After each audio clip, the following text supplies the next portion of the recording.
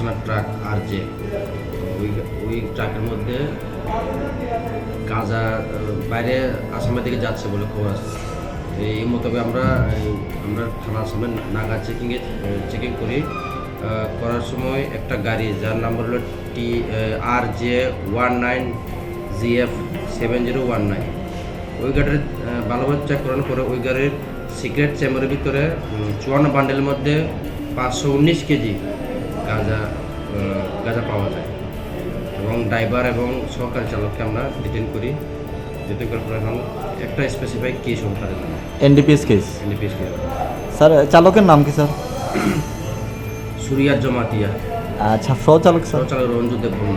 বাড়ি কোথায় স্যার? সুরিয়া দেববর্মন ড্রাইভারের বাড়ি হলো কল্যাণপুর আর রঞ্জু দেববর্মন বাড়ি জিরানি। এখন বর্তমানে আপনাদের হেফাজতেই রয়েছে?